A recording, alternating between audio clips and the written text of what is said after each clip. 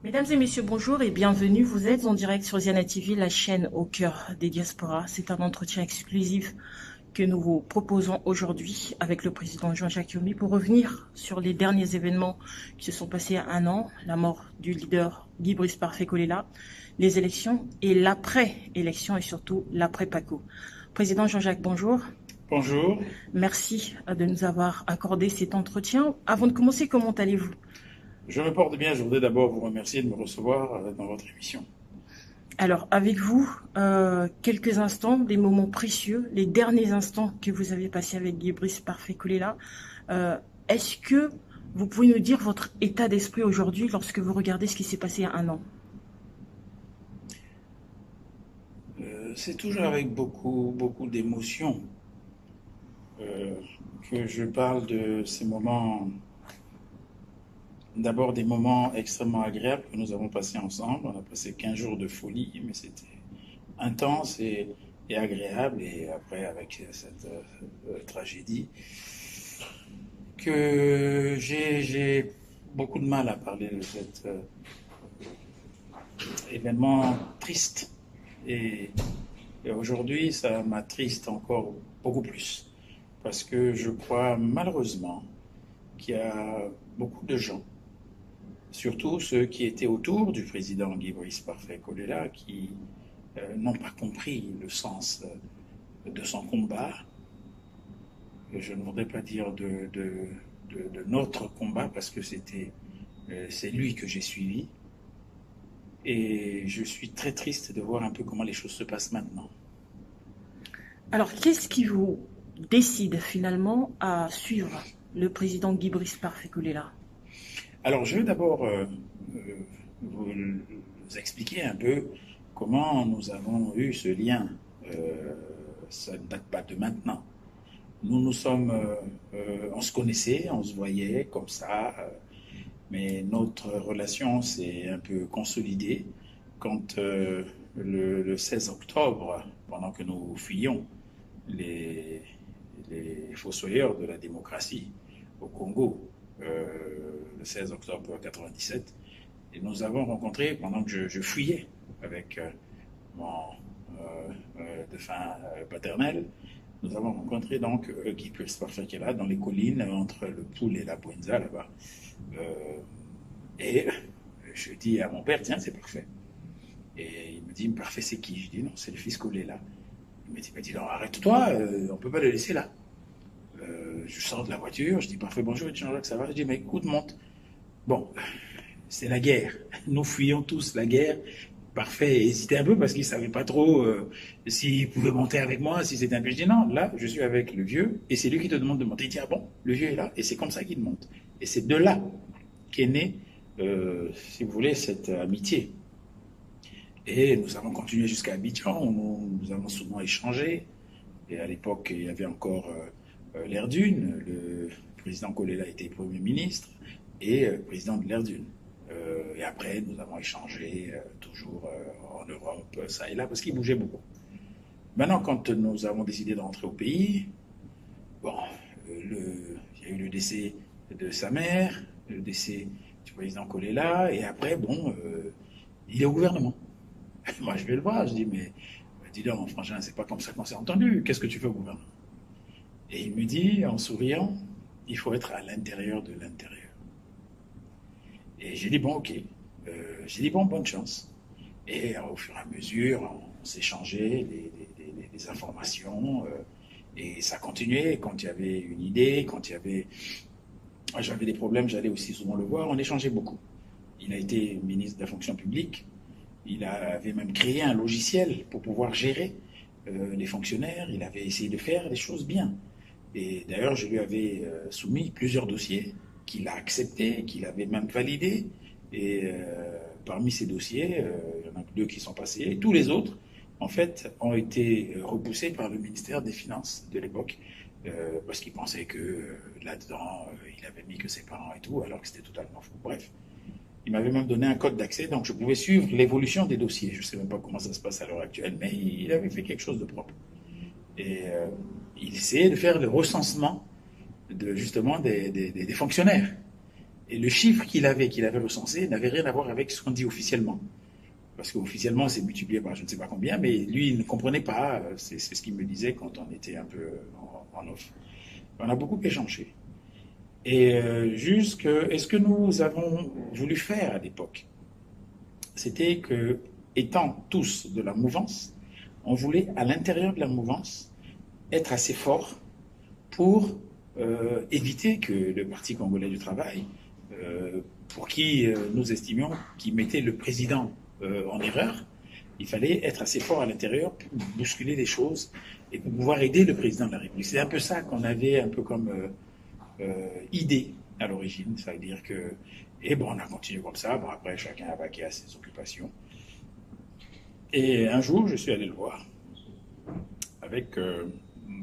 On échangeait. Et quand il a commencé à avoir des problèmes, à tenir des propos un peu durs vis-à-vis du président de la République, je suis allé le voir. Je lui ai dit, mais qu'est-ce qui se passe, Frangin, comme c'est comme ça qu'on s'appelait, pourquoi tu fais ça au vieux? C'est comme ça que nous appelions M. Sassou Nguesso. Et il me dit non, le vieux n'est pas sérieux. Et il m'explique, il me donne des raisons, qu'il s'était vu avec son père à Songolo. Enfin, il y avait une espèce de deal, il y avait une espèce de deal qui avait été fait entre son père et lui. Bon, il m'a montré un peu. J'ai dit, ah bon, il y a des choses comme ça. J'ai dit, bon, okay. J'ai compris un peu sa réaction, mais je ne pouvais pas donner mon avis outre mesure. Et un jour, je suis venu le voir avec la photo. Il y a une photo où il y a le président Kolela, le président Yomi et le président Lissouba. Et je lui montre la photo et je lui dis, est-ce que le PCT peut battre ces 3 personnalités? Il me dit non. Je dis bon, ok. Et je m'en vais. Le soir, il m'appelle, tard, il me dit, ta question m'a bousculé et viens demain, il faut qu'on travaille. Et c'est comme ça que nous avons commencé à travailler. Nous sommes mis d'accord pour essayer de travailler ensemble. Mais entre-temps, il y a tout de même, entre-temps, avec ce qui s'est passé en 2017, la tricherie à Oando, j'ai rejoint les rangs de l'opposition politique congolaise sur son conseil, parce qu'il m'a dit, viens avec nous, parce qu'il faut qu'on renforce l'opposition politique congolaise. Je lui dis oui, il n'y a pas de problème.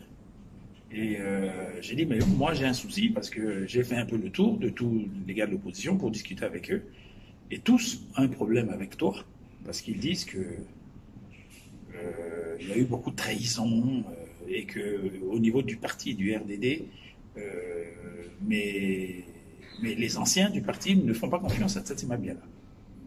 Il me dit, moi non plus. Je lui dis, mais qu'est-ce que tu fais là-bas si tu ne lui fais pas confiance? Il me dit, comme je t'ai toujours dit, il faut être à l'intérieur de l'intérieur. Et comme vous savez qu'au Congo, il y a cette espèce de triptyque que j'appelle ce triptyque d'escroquerie politique qui oblige les partis politiques à être souchés, soit à la mouvance, soit au centre, soit à l'opposition. Donc c'est une espèce d'obligation comme ça. Donc il fallait bien être souché quelque part. Et nous avons choisi, en toute responsabilité, d'accompagner Tsatsi Mabila donc à l'opposition politique congolaise. Nous avons été bien accueillis.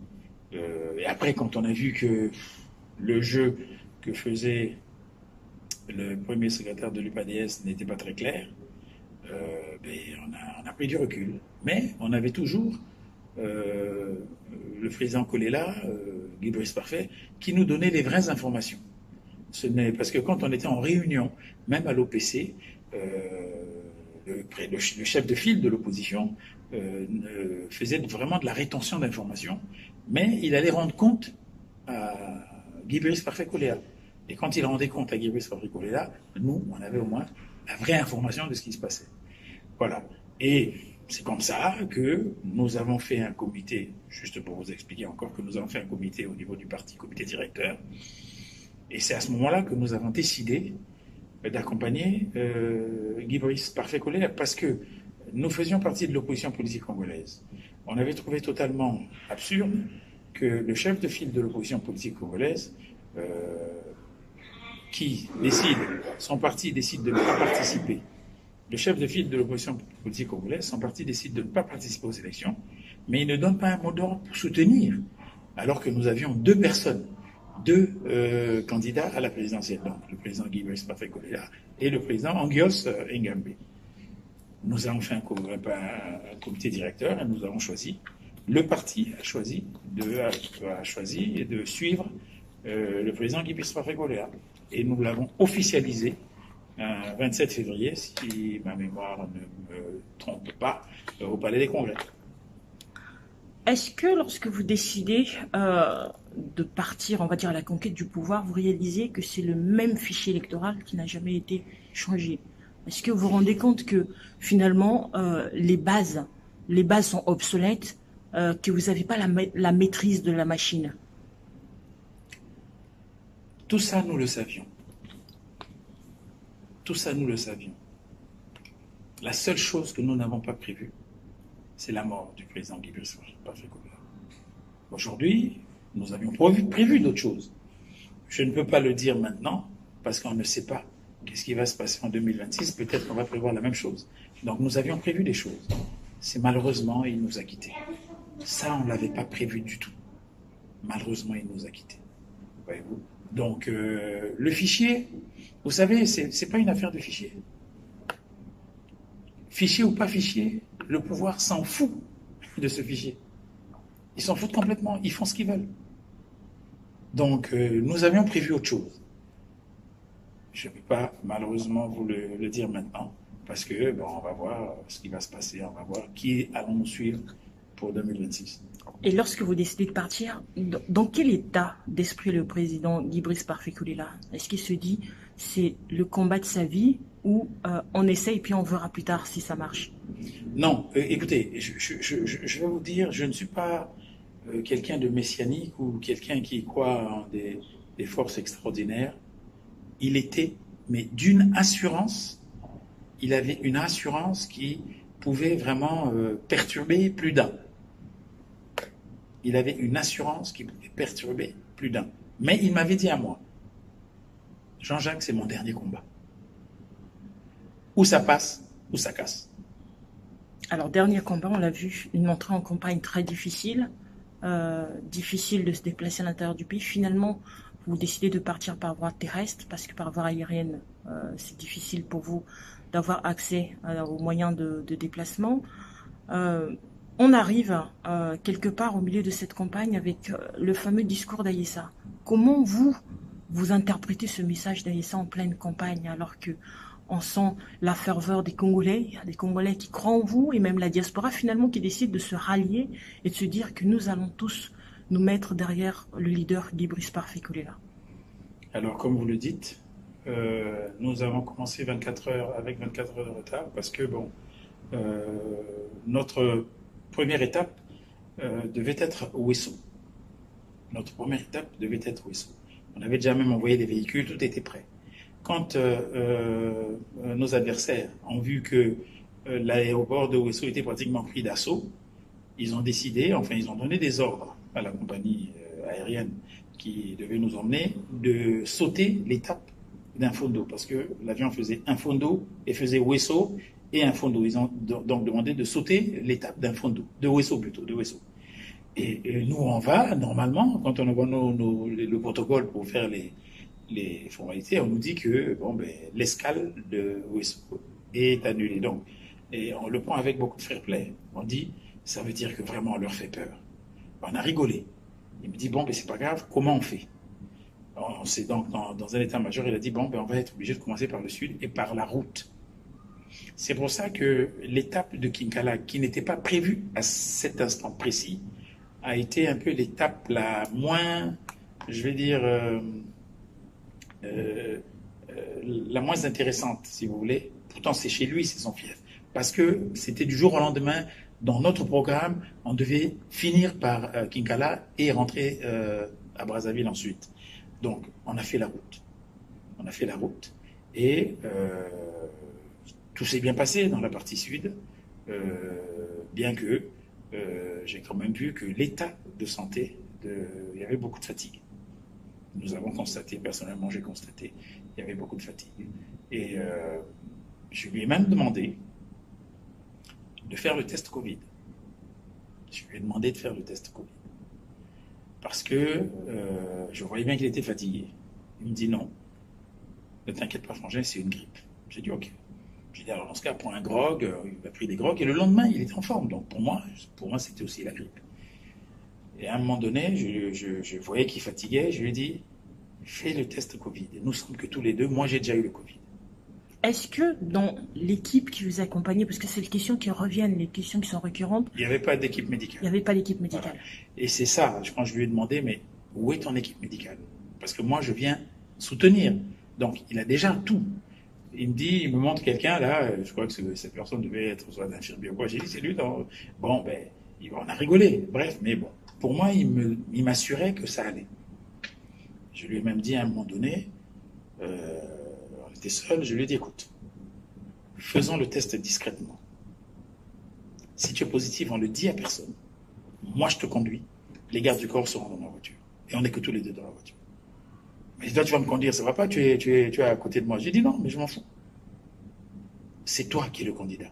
C'est pas moi, c'est toi qui es le candidat. C'est toi qu'on doit voir. Il refuse catégoriquement. Il refuse. Même, je ne voulais même pas parler. J'ai dit, c'est toi le candidat, moi je te soutiens. Il dit, pas question, tout le monde doit voir qu'on est ensemble. Il y tenait. Même sur la photo, quand on a vu les deux photos, j'ai dit, ne mets pas ma tête. Moi, je te soutiens. Il dit, non, il faut que les gens voient qu'on est ensemble. J'ai dit, non. J'ai refusé, il a refusé. J'ai dit, bon, ben on y va.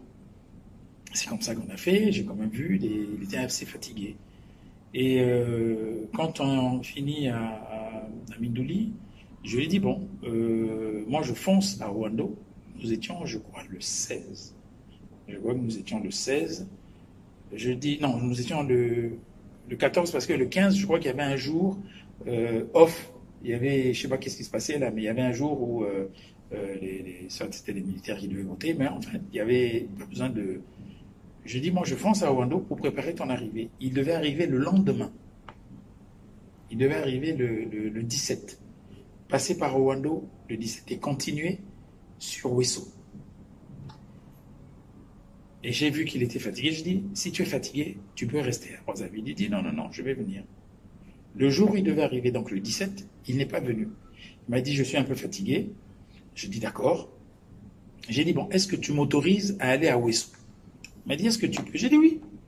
Je suis effectivement allé faire le meeting à Wesso. Mais avant d'aller à Wesso, j'ai justement entendu, parce que j'étais à peu près à 300 mètres de l'endroit où il y avait le meeting du PCT. Et nous avons entendu ce que les propos indignes qu'a prononcé M. Ayessa. Je dis indigne parce que ce monsieur a un rang au niveau traditionnel chez nous qui est assez élevé. Et quand on est notable, on ne tient pas ce genre de propos. On ne tient pas ce genre de propos quand on est notable. Malheureusement, bon, ben écoutez, il a sorti ça et c'était pas bien. C'était pas bien du tout. Et vous sentez un coup de froid, vous, de l'autre côté, en se disant, est-ce que ces menaces, on les prend au sérieux ou finalement c'est des menaces en l'air? Ah, mais moi, je les ai prises au sérieux. Moi, c'est-à-dire que ce monsieur, c'est quelqu'un de sérieux. C'est pas rigolo. Ça, il est sérieux. Quand il tient des propos comme ça, il sait ce qu'il fait. Personne ne l'a piqué, personne ne lui a dit « fais ça pour faire plaisir à telle ou telle personne ». Non. Ce monsieur est sérieux et quand il tient des propos comme ça, il sait ce qu'il dit. Il sait ce qu'il dit. Alors aujourd'hui, je pense que vous avez suivi la campagne législative de manière comparative lorsqu'on fait un parallélisme avec les propos de Léonidas Motom, qui finalement a été sanctionné par le PCT. Est-ce que vous trouvez que ça a été injuste aujourd'hui par rapport aux paroles de M. Ayessa qui ont été prononcées pendant la campagne? C'est pas du tout la même chose. Les paroles d'Ayessa sont des menaces. Comment vous les interprétez? Pour moi, c'est des menaces. Il a clairement menacé. Et ceux qui étaient concernés, il y en avait 3 principaux qui étaient concernés. Le président Guy Brice Parfait-Colère, Onyangue Albert, le colonel Onyangue Albert qui vient de décéder, et moi. Voyez-vous?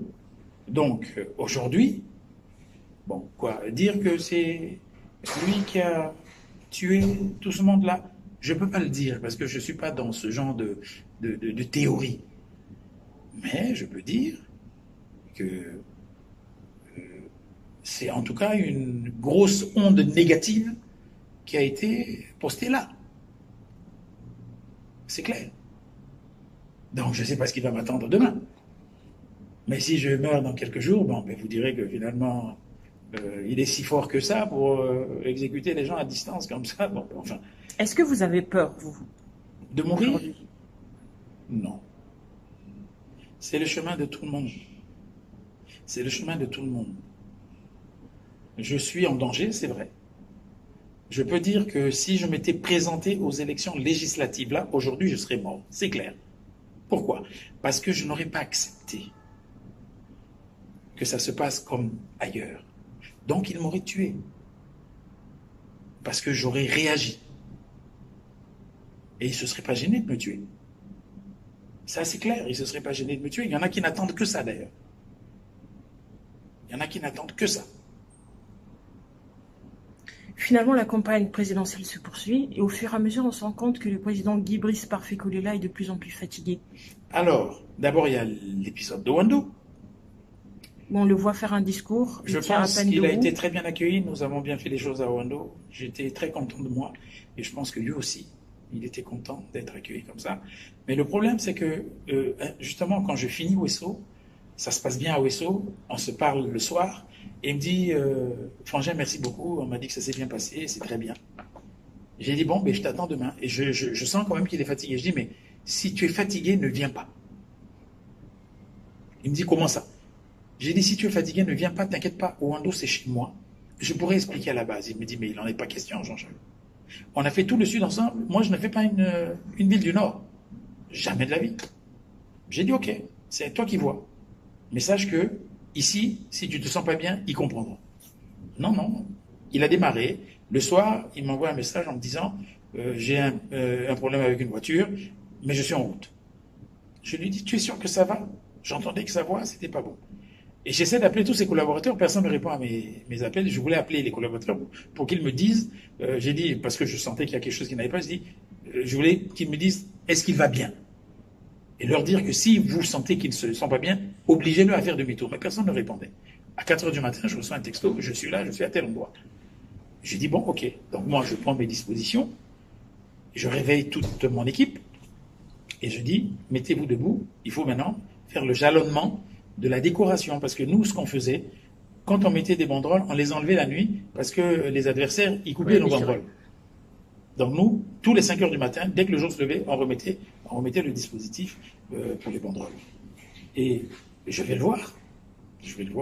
Et quand je le vois, je dis, mais c'est pas possible. Mais tu es pas bien, pourquoi tu es venu? Est-ce que tu as fait ton test? Parce que le test, il devait le faire à Pointe-Noire. Il me dit non, Frangin, j'ai pas fait le test. Où est-ce qu'on peut faire le test? Et là, il accepte. Il était assis, il accepte de faire le test. Je lui dis, mais ici, là, je crois qu'on ne fait pas le test. Le test, on le fait à Oyo. Il prenait son thé, il a arrêté, il m'a regardé, on a éclaté de rire. Genre, toi, tu veux m'emmener à Oyo maintenant, tu es fou? Voilà, quoi. Et il voulait ensuite, on a fait le meeting, ça s'est bien passé. Il m'a dit, Frangin, je suis content, merci. Mais il était fatigué. Et il voulait qu'on aille jusqu'à Bunji, parce que Bunji, c'est sa belle famille. Et je lui dis, il n'en est pas question. Il n'en est pas question. On rentre à Brazzaville. J'ai dit, de toutes les façons, moi j'ai dit au revoir là-bas. Je ne peux plus repartir là-bas. On va à Brazzaville. Bon, laisse-moi, je me repose un peu. Il n'était pas content. À un moment donné, on dit non. Écoute, tous ceux qui sont autour là, tous ceux qui font du bruit, personne n'osait lui parler. Personne.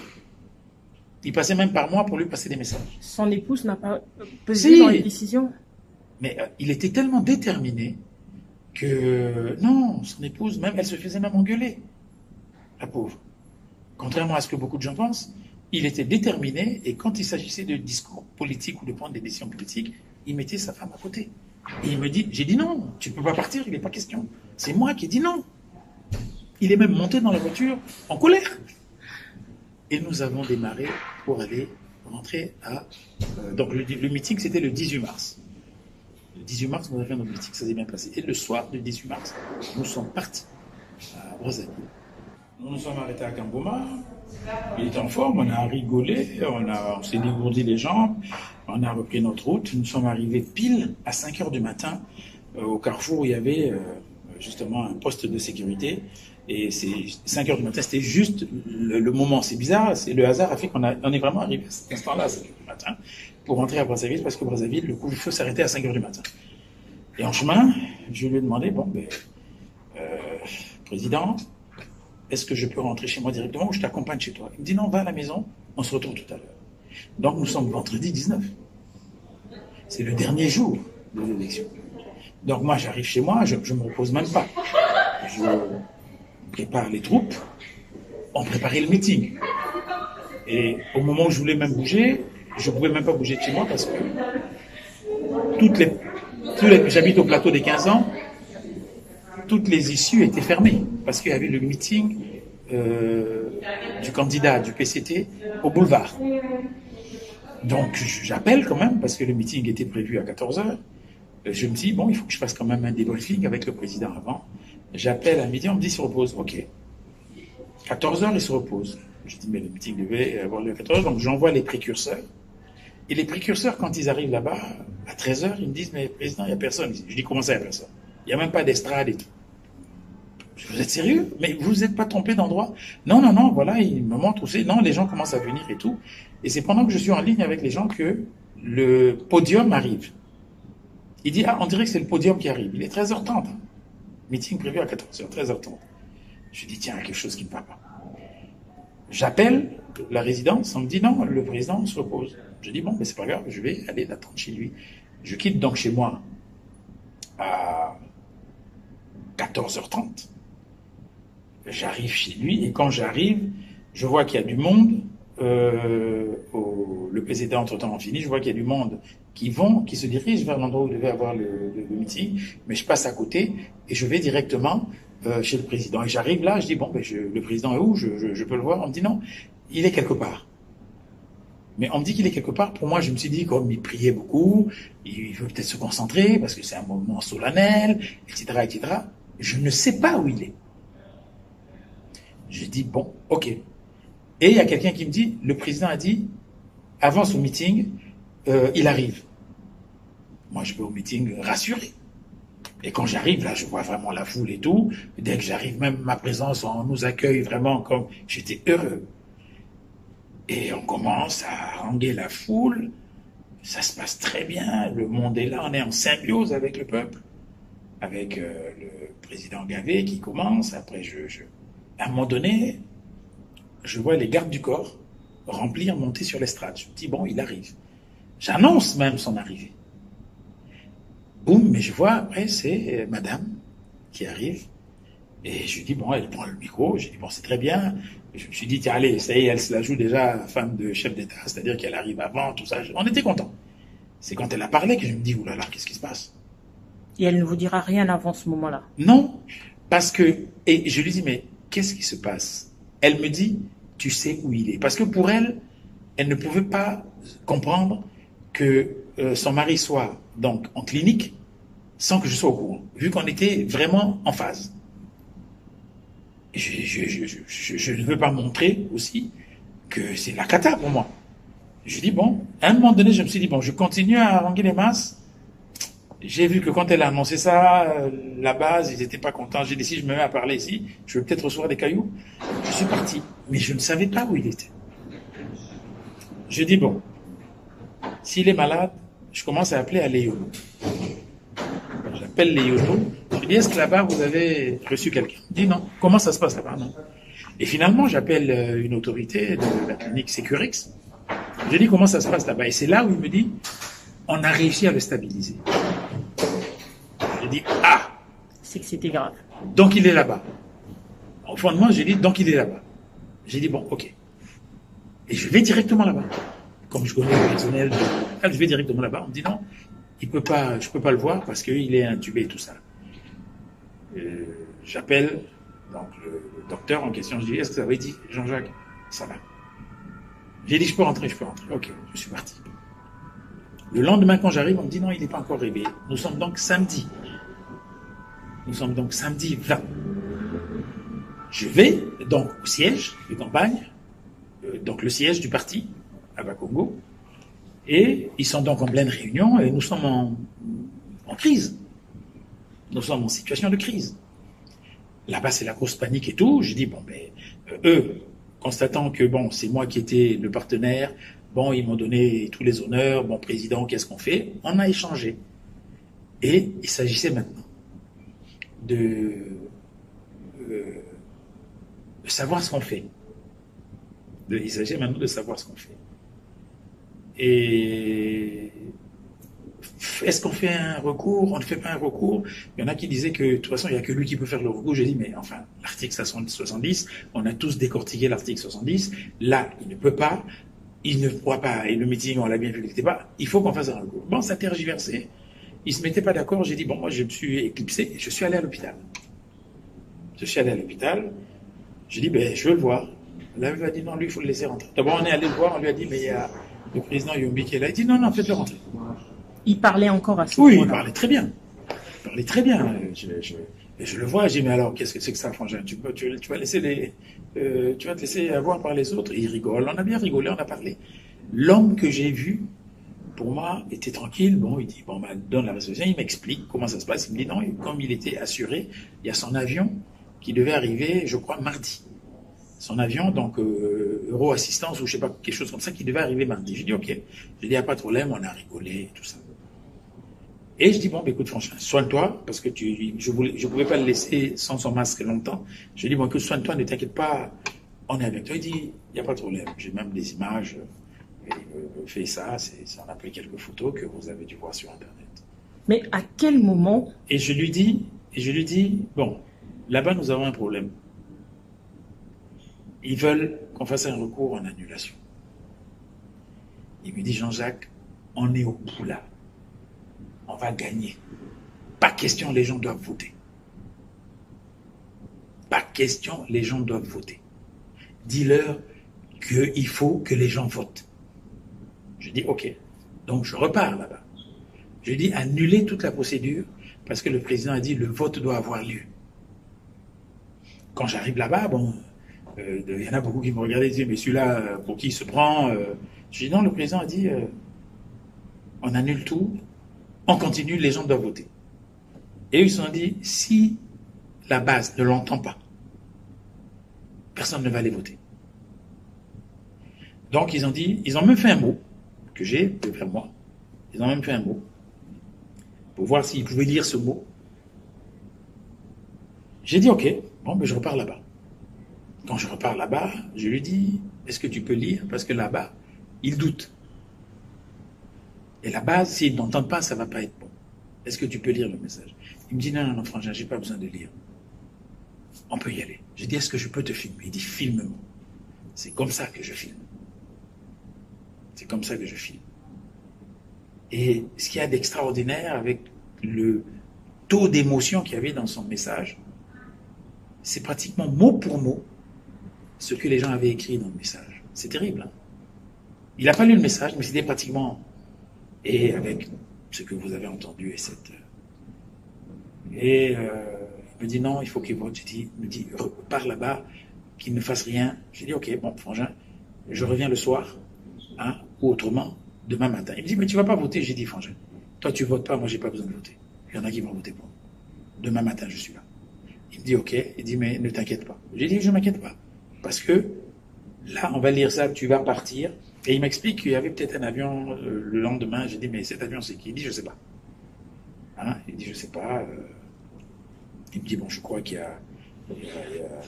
y a Nicolo qui s'occupe des trucs. Je dis, ok. J'ai dit, tu es sûr? J'ai dit, ok, oui, il n'y a pas de problème. Mais lui, pour lui, il y avait un avion qui arrivait. Son avion arrivait mardi. Donc, l'histoire de dimanche, là, il n'était pas spécialement pour. Et je lui ai dit, encore une fois, va à Léono. Il a refusé. Est-ce que, Président Jean-Jacques, sans vous couper, vous réalisez qu'en au mois de mars, qu'on vient de traverser le 18, le 19, ce sont des dates historiques, et le président Guy Brice Parfait Kolela commence à être très malade. Commence à être très malade. Mais non, moi, l'homme que j'ai laissé à Léono. La clinique Sécurex. La clinique Sécurex, pardon. Pour moi, cet homme ne pouvait pas mourir le lendemain, c'est pas possible. Ce n'est pas possible. J'ai eu le Covid. Je suis rentré à Léono plus cabossé que lui ne l'était. Pour moi, c'est pas possible que cet homme puisse mourir, c'est pas possible. Donc, le lendemain, donc je vais, j'emmène, donc j'ai l'épisode, j'emmène la vidéo, oui. Donc ils regardent ça tous avec beaucoup d'émotion, mais personne qui regarde ça peut penser que nous sommes le 20 à 13h39. Et je repars là-bas, je dis bon, le vote est fini. Je vais dire non, la campagne est finie. Il faut qu'on diffuse ça. Maintenant, les gens tergiversaient. J'ai dit écoutez, le président m'a fait confiance à moi. Je n'ai pas besoin de votre avis pour diffuser l'image. Mais je vous le montre par respect pour vous. Parce que, est-ce que si nous, on fait passer ça, et qu'ils vont dire qu'ils demandent aux gens de voter, est-ce qu'ils ne peuvent pas annuler l'élection ou l'éliminer en disant que l'élection est finie, il n'est pas en campagne, comment il peut demander aux gens de voter, etc. etc. Les gens disent, ah oui, il y a ça, donc ça tergiversé. J'ai dit, bon, c'est pas grave. J'appelle donc le jeune qui s'occupait de la vidéo. Je dis, voilà, tu diffuses ça, mais tu mets un petit scroll en bas en disant que tu mets la date du 19. C'est comme ça que les images que vous avez vu le scroll le 19, mais ça a été filmé le 21, le 20. Voilà. Le lendemain, moi je me réveille à pied, je quitte chez moi au plateau des 15 ans, j'arrive à l'hôpital, la Sécurex, il est 8h50, et on me dit il est parti. J'ai dit comment ça il est parti? Pour moi, on me dit qu'il est parti, je pensais qu'il était parti, qu'on l'a amené dans l'avion. On me dit non, non, il est parti d'ici, il est à l'hôpital général. Je dis quoi? Donc je marche jusqu'à l'hôpital général, vu que c'était les élections, il n'y avait pas de circulation. Et je me suis dit, bon, si on l'emmène à l'hôpital général, qu'est-ce qui s'est passé? On va peut-être l'emmener dans un endroit où il y a beaucoup plus de gaz. Je me suis dit que c'est peut-être une bonne chose. Mais quand j'arrive là-bas, il est donc dans la salle, je vois le docteur Bileko. Qui prend la décision de son déplacement de Sécurex à l'hôpital général? Alors, il faut savoir que la nuit a été immensément agitée. Le président Guy Brice Parfait Kolela aurait pu mourir dans la nuit. D'après ce que me dit le docteur Bileko. Et quand j'arrive à l'hôpital général, au CHU, je vois donc Madame Kolela. Je lui dis, comment ça va? Elle me dit, ah, c'est compliqué. Et je dis, bon, mais l'avion arrive tout à l'heure, tu l'accompagnes. Elle me dit non. Puis il me dit, ton frère ne veut pas que je monte dans l'avion, il a demandé à ce que ce soit le professeur Bileko qui l'accompagne. J'ai dit, ah bon? Ok. J'ai dit, mais toi tu pars quand? Elle me dit, je pars demain. Donc elle devait prendre le vol de lundi soir parce que dimanche, il n'y avait pas de vol, c'était férié, il n'y avait pas de vol Air France. J'ai dit, ok, donc pour elle, elle rejoignait son mari, tranquillement, le lendemain, il n'y avait pas d'inquiétude. Ok, moi je vois le professeur Bileko, je dis, comment ça se passe? Et il me dit, j'ai réussi à le maintenir en vie. Je dis, quoi? Je dis, pousse-toi un peu là, je l'amène de côté. Puis tu l'as réussi à le mettre, mais ça veut dire que c'était grave. Il me dit, franchement, on a failli le perdre dans la nuit. J'ai dit, ah, et là, comment ça se passe? Il me dit, non, on l'a intubé. Ouf, maintenant je peux respirer. Parce que maintenant, c'est les machines qui prennent le relais. J'ai dit, oui, mais les machines prennent le relais dans quel sens? Et là, il était déjà plongé dans le coma? J'ai dit, dans quel sens? Et non, il me dit, on l'a mis en coma artificiel. C'est eux qui l'ont mis en coma artificiel. J'ai dit, tu es sûr que ça va? Est-ce qu'il est obligé de partir? Il me dit, non, non, non, là, c'est les machines, il peut partir. Je dis, ok. Quelque temps après, le professeur Bileko dit, il dit, bon, moi, je ne pars plus. Je le regarde. Je dis, mais c'est quoi ce désordre? Tu pars plus, qu'est-ce qu'il y a? Qui prend la décision, en fait? Parce qu'on voit le docteur Bileko, finalement, qui apparaît. Le docteur Bileko vient parce que bon, c'est un ami de la famille? Non, c'est pas un ami spécialement. Mais c'est que, bon, ben, avec tout ce qui se passe là, bon, étant un peu de la région, il peut parler sans décodeur, bon, le président Parfait avait confiance en lui. C'est pas spécialement un ami de la famille. Et là, je vois qui? Je vois le général Ibata. Mais le général Ibata est là pourquoi? Parce que d'abord, Guy Brice Parfait Kolela est une autorité. Et que c'est lui qui gère tout ce qui est Covid. C'est lui qui gère tout ce qui est Covid. Donc quand il arrive là, moi je comprends que c'est le Covid. Je dis, ah, donc la situation, je ne m'étais pas trompé. Donc la situation est complexe. Et Bileko me dit que je ne pars plus. Je dis, mais comment ça tu ne pars plus? Le président Kolela a dit qu'il voulait que ce soit toi. Il a même demandé à sa femme de ne pas être dans l'avion. Il dit, non, non, non, je ne pars plus. Maintenant, de toute façon, je ne peux plus rien faire, c'est les machines qui font tout. Moi, je le regarde. J'ai dit, ah, tu sais que s'il lui arrive quelque chose, tu vas être responsable. Il me dit, non, non, maintenant tout est bon, il n'y a pas de problème, je pense que c'est bon. Ok. Il dit qu'il ne part plus, donc c'est la veuve qui doit partir. Et la veuve, donc, elle dit, moi partir comme ça, donc il fallait le branle-bas. Je dis à la veuve, tu ne peux pas partir seule. Il faut que tu partes avec un membre de sa famille. Alors, on me dit, mais dans l'avion, on nous dit qu'il n'y a qu'une seule place. J'ai dit, je connais cet avion, il y a toujours le docteur et 2 accompagnants.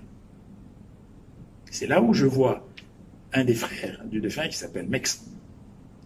Je lui dis, Mexan, on m'a dit que tu es français. Il me dit oui. Est-ce que tu as ton passeport avec toi? Il me dit non. Je lui dis, va chercher ton passeport et directement tu nous rejoins à l'aéroport.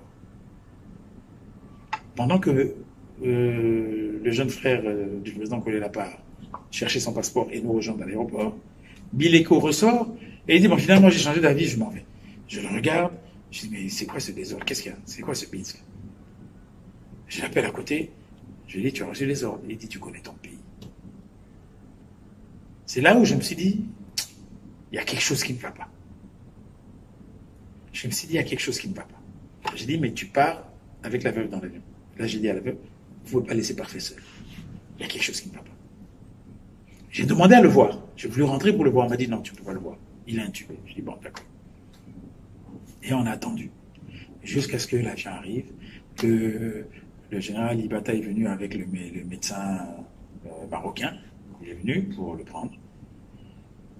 Et quand il sort de là, il est couvert, la tête est couverte. Moi, je disais aux gens à l'extérieur de ne pas filmer. J'ai dit, il faut qu'on protège. Les gens ne veulent pas que ces images-là partent sur Internet. Mais il est passé devant moi, je me suis dit, bonjour, bonjour, je veux savoir. Bon.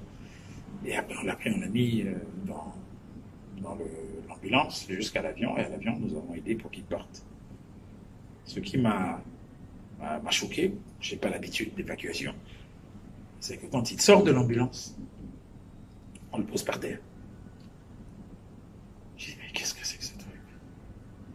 J'ai dit, un évacué, c'est comme ça que ça se passe, les évacuations. Quelqu'un qui est mal en point comme ça, on le pose par terre, dans l'aéroport, avec toutes les effluves de kérosène et tout ça, et on le sangle dans le sol, et après, nous les avons tous soulevés pour le mettre dans...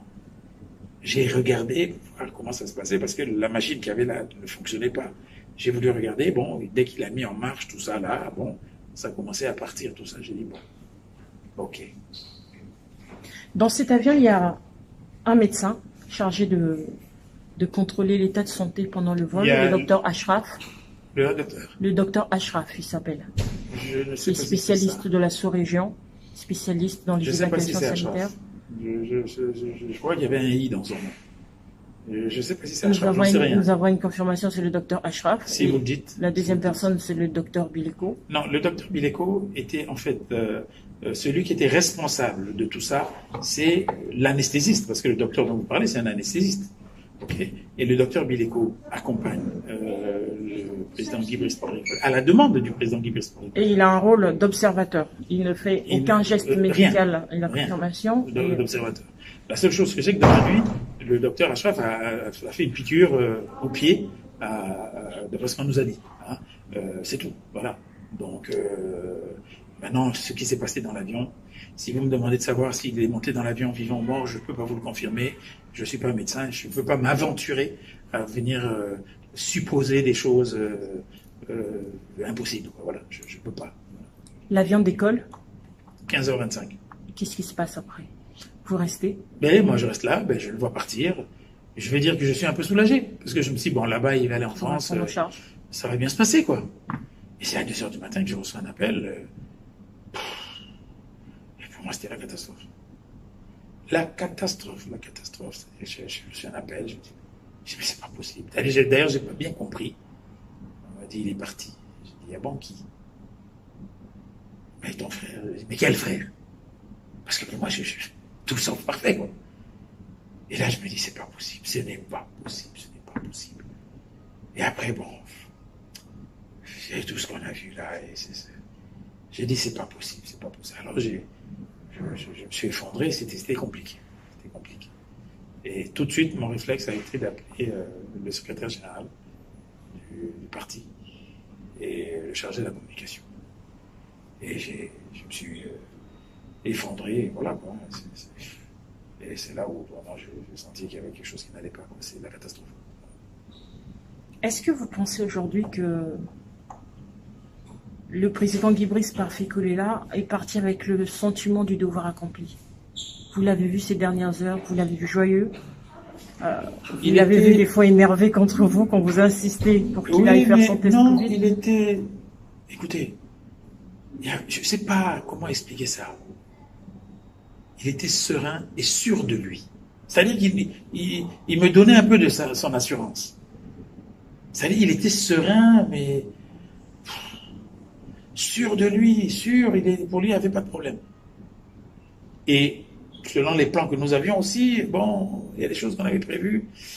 Pour moi, il fallait maintenir le cap. Est-ce que ces plans continuent aujourd'hui ou c'est fini avec la mort du président Guy Brice Parfait-Kolela? Qu'est-ce qui se passe aujourd'hui? Les plans politiques, qu'est-ce qui se passe aujourd'hui? C'est quoi la suite? Je vais dire, écoutez, moi, jusqu'au bout, je pense avoir été honnête vis-à-vis du président Guy Brice Parfait-Kolela. Aujourd'hui, il y a un gros problème au sein de l'UDH-UQI. Maintenant, on attend les résultats des élections. On ne sait pas trop comment ça va se passer. J'espère seulement que les dirigeants de l'UDH-UQI ne vont pas trahir l'appel du 20 mars. Parce que s'ils ne font pas de recours par rapport au deuxième tour, ceux qui ont été lésés, parce que d'après ce qu'on voit sur Internet, moi je ne suis pas sur les terrains, les éléments qu'ils ont attestent qu'ils ont gagné à tel endroit. S'ils ne font pas de recours, pour moi, ce sera très grave. S'ils ne font pas de recours, pour moi, ce sera qu'ils ont trahi Guy Brice Parfait-Kolela. Je pourrais même aller plus loin et dire qu'ils ont tué Guy Brice Parfait-Kolela une deuxième fois. Même si les recours n'aboutissent pas, il faut quand même qu'ils fassent des recours. Il vous souviendra que quand il s'agit de faire un recours pour l'article 70, ils n'ont même pas été capables de faire un recours. Personne n'a... C'est moi qui ai fait le recours. Certes, le résultat n'a pas été celui que nous espérions, mais la plainte a été recevable. Voyez-vous? Si même faire de recours, ils ne sont pas capables, alors ça veut dire que nous sommes perdus. Ça veut dire qu'il n'y a plus de démocratie dans le pays. Et l'UDH-UQI, on aura l'entière responsabilité. Parce que, je le dis encore, pour l'heure, c'est le parti le plus fort. Normalement, c'est l'UDH-UQI qui devrait avoir la tête de l'opposition politique congolaise. Si le pouvoir le donne encore aux autres, c'est que, bon, ils ont voulu faire ce qu'ils voulaient. Normalement, c'est l'UDH-UQI qui devrait. Parce qu'il reste, je crois, 7 ou des postes à pourvoir, je vais dire, au deuxième tour. Normalement, s'ils font des recours pour la triche qu'il y a eu avant, parce que ils ont sorti quand même un rapport en disant qu'il y a telle personne qui ont gagné. Alors, ils ont peur de faire des recours en laissant ceux qui ont triché au premier tour, pour moi, ça voudra dire que mon cher frère est mort pour rien. Ce sera vraiment dommage. Ce sera vraiment dommage. Vous étiez deux, président Jean-Jacques Yombi, avec le président Bigos Parfait Kolila. Aujourd'hui, vous êtes tout seul.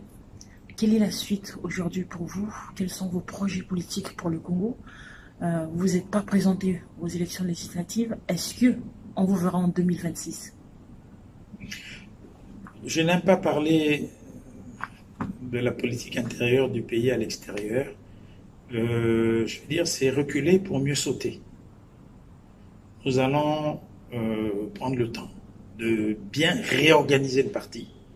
Déjà en décembre 2023, nous allons faire le congrès du parti pour pouvoir continuer avec toute la légitimité qu'il faut. Donc nous allons réorganiser le parti et quand on crée un parti, quand on dirige un parti, c'est pour diriger la cité, quand on veut faire de la politique. Et nous devons nous préparer pour attaquer les prochaines échéances, toutes les échéances. Mais pour ça, il faut s'organiser. Il faut déjà que le parti se relève. Je ne regrette pas du tout d'avoir un parti, diriger un parti et des hommes dans ce parti qui, eux, ont décidé, parce que c'est pas moi qui ai décidé, c'est le parti qui a décidé de ne pas se présenter à aucune des élections. Et je pense qu'on nous donne raison. Donc je ne ferai pas plus de commentaires. Alors aujourd'hui, vous voyez l'émergence de jeunes qui s'engagent en politique. Même en 2021, vous avez été accompagné de nouveaux talents, des jeunes, notamment Destin Gavé. Quel est le message que vous souhaitez faire passer à tous ces jeunes? Finalement, on va dire que vous êtes un habitué de la politique, comme on aime le dire dans la diaspora, un dinosaure politique. Et là, nous avons ces jeunes qui se sont présentés. Malheureusement, Destin Gavé n'est pas passé. Quel est le message finalement? Est-ce que c'est une course de fond, un marathon? Est-ce que finalement, on aura ce changement à l'usure? Écoutez, les jeunes qui arrivent, qui vont très vite nous donner des coups de pied quelque part pour que nous, on puisse sortir du cadre, c'est une bonne chose que la politique emmène des jeunes. C'est une bonne chose. Pourvu que ce soit des jeunes de qualité. Vous savez, nos parents, quand ils jouaient les gringos, ont été jeunes. Ils ont pris des décisions, bonnes ou mauvaises, mais ils ont pris des décisions, ils n'avaient pas 30 ans. Ceux qui arrivent aujourd'hui ont plus de 30 ans. Pour moi, qui viennent en politique, c'est bien, mais c'est dommage. Parce que pour la jeunesse congolaise, il y avait un mot fétiche, c'était galère. Bon, maintenant, ils changent un peu de paradigme, d'accord. Mais ceux qui viennent en politique, ce que je regrette, c'est que il y a beaucoup de jeunes qui arrivent en politique et qui veulent un peu faire comme leurs parents. Bon, je suis mal placé pour dire ça parce que vous allez me dire, vous aussi, vous faites pareil. Mais moi, c'est différent. Parce que moi, le président Jacques-Joachim Yombi Opango n'a jamais voulu que je sois à ce niveau de responsabilité au niveau du parti. Je me suis battu. Je l'ai plus ou moins mis, lui, sur le fait accompli. Je vais même vous surprendre. Celui qui m'a donné la niaque pour que je prenne les rênes du parti, c'est le président Denis Sassou Nguesso. Je vais vous surprendre, mais c'est la vérité. C'est lui qui m'a dit, prends tes responsabilités au sein du parti et on va travailler. Serpenti ne m'a pas dit de faire un coup d'État, mais enfin, j'avais pas besoin de faire un coup d'État parce que je m'entendais très bien avec mon père. Je vous assure, les jeunes qui arrivent, c'est bien, mais ils arrivent dans un contexte où il y en a beaucoup qui sont nommés. Ça veut dire qu'ils ne savent même pas ce que c'est que le jeu démocratique. Ils ne savent pas ce que c'est qu'affronter les autres face à la différence. Ça veut dire qu'on va pérenniser une bêtise humaine parce qu'on veut que les enfants prennent la suite pour protéger les arrières des pères qui ont fait des conneries. C'est quand même effarant. Et là, je dis c'est dommage. Je préfère encore qu'il y ait des jeunes qui arrivent, qui ont des nouveaux codes, qui emmènent une nouveauté. Là, d'accord. Là, je dis bravo. Mais tel que je vois là, je ne pense pas qu'il y en ait qui pourraient amener. Ceux qui se disent même membres du PCT, ils ne connaissent même pas l'histoire du PCT. Ils ne connaissent pas l'histoire du PCT. Ils ne savent même pas comment ce parti a été créé. Ils ne savent pas. Bon, on est là parce que bon, on suit papa, on suit tonton, on suit un tel, c'est tout. Mais moi, j'aimerais que ces jeunes emmènent un plus. Parce que justement, ils sont jeunes et la majorité de ces jeunes-là, à la limite, n'ont pas besoin d'être au parti. Ils ont une éducation, ils ont même les moyens d'être des hommes d'affaires. J'aimerais bien qu'il y ait des hommes d'affaires qui sortent de là et qui, je veux dire, financent la politique. Et non faire de la politique pour faire des affaires. C'est ça qui est le problème au Congo. Et je crois que là, c'est plutôt mal parti. Je crois que nous avons quand même, au niveau du pays, les enfants, que je connais tous, hein, tous ces enfants-là, je les connais, ce sont nos enfants. Mais je crois que ça va être, ça va être compliqué. Ça va être compliqué. Là, tel que c'est, nous allons vers un mono qui ne dit pas son nom. Je ne sais pas où on va. Je ne sais pas où on va.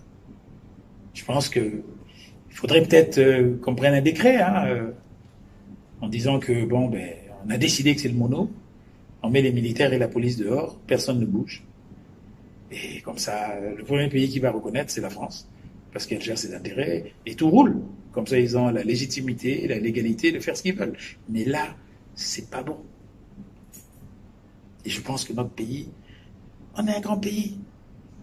On peut encore sauver les choses. On peut encore sauver les choses. Mais là, on a vu que la majorité des gens qui boudaient, c'est même pas les gens de l'opposition. Hein. C'est en majorité des dissidents ou des indépendants du pouvoir qui n'ont pas été contents. Il y a déjà donc un mécontentement. Je pense que ce pays mérite mieux. Ce pays mérite mieux, je pense. Nous arrivons à la fin de notre entretien. Le président Guy-Brice Parfait-Kolela, pendant sa campagne, a eu un message pour la diaspora. Il a eu le temps de laisser ce message à la diaspora qui souvent l'a incriminé vis-à-vis de ses relations avec le pouvoir de Brazzaville. Et finalement, la diaspora, on va dire, a fini par le comprendre. Aujourd'hui, vous, quel est votre message vis-à-vis de cette diaspora plurielle avec... Eh ben, je vais vous dire une chose, écoutez,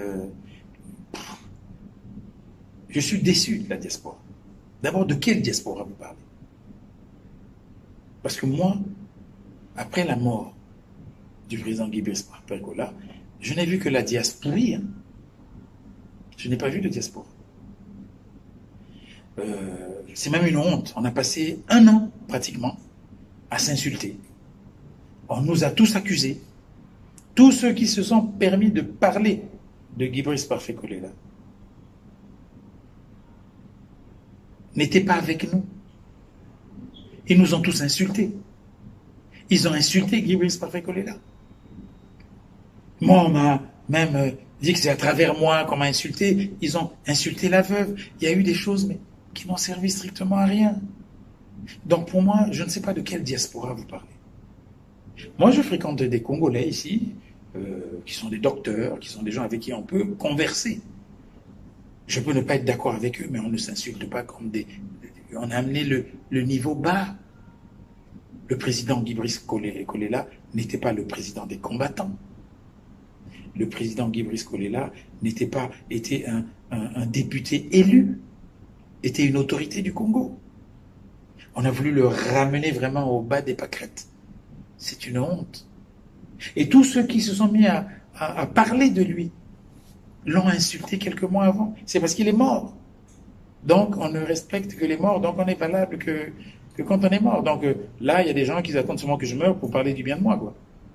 Il y a eu des guerres qui n'ont servi strictement à rien. Qui n'ont servi strictement à rien. Donc, le message. Moi, je dis un message, que ce soit à la diaspora ou ailleurs, que si on veut combattre tout ce qui se passe au pays, il faut être unis. Il faut être unis. Mais quand vous dites diaspora plurielle, dans le pluriel là, quel est le contenu du pluriel? Il y a 1, 2, 3 personnes qui se mettent à parler. Encore heureux, bon, il y a Ziana TV qui, de temps en temps, nous envoie quelques décharges électriques. Mais sinon, tout ça, ça ne vaut rien. C'est pour ça que j'ai décidé de de parler quand je suis au Congo. Parce qu'ici, ça ne sert à rien. Parce que ça fait comme si je rentrais dans un moule de bruit qui ne touche personne à Brazzaville. Mais personne. Hein. Et ce n'est pas bon. Moi, aujourd'hui, j'ai décidé d'essayer de voir demain, de voir l'avenir. Parce que pour moi, le Congo ne fait qu'un. Il faut qu'on arrive à discuter avec les uns et les autres pour arriver à sauver ce pays. Il faut sauver ce pays. Il faut sauver ce pays. Mais ce n'est pas en insultant les mamans des autres, en insultant les autres. Non. Je pense qu'on peut sauver ce pays. Et on va essayer. Mais nous le faisons de l'intérieur. Normalement, la diaspora devrait être le relais. Devrait être le relais. Ça veut dire que nous qui sommes les opposants au pouvoir à Brazzaville, on peut appeler des gens de la diaspora ici, on dit bon ben voilà, nous on arrive à Paris, est-ce que vous pouvez faire en sorte qu'on nous reçoive à l'Élysée, ou qu'on nous reçoive au Luxembourg, qu'on nous reçoive à Bruxelles? Personne n'est capable de faire ça, et vous faites du bruit. Alors comment voulez-vous qu'on fasse? Voilà. Donc je préfère, moi, me battre à Brazzaville, pour dire ce que je pense à Brazzaville, parce qu'il n'y a que les Congolais qui vont pouvoir changer les choses au Congo. Voyez-vous? Mais je ne sais pas quoi dire à la diaspora, je ne vous cache pas que je ne sais pas. Je ne sais vraiment pas quoi dire à la diaspora. Parce que je ne sais même pas si ça va servir à quelque chose de passer un message à la diaspora. Moi, mon message doit être pour les Congolais du Congo. Pour qu'on change les choses chez nous, là-bas. Voilà. Merci beaucoup, Président Jean-Jacques Yombi, et merci de nous avoir accordé ce temps pour pouvoir échanger. Un grand merci à vous tous qui nous suivez sur Zenna TV, la chaîne au cœur des diasporas. Au revoir. C'est moi qui vous remercie.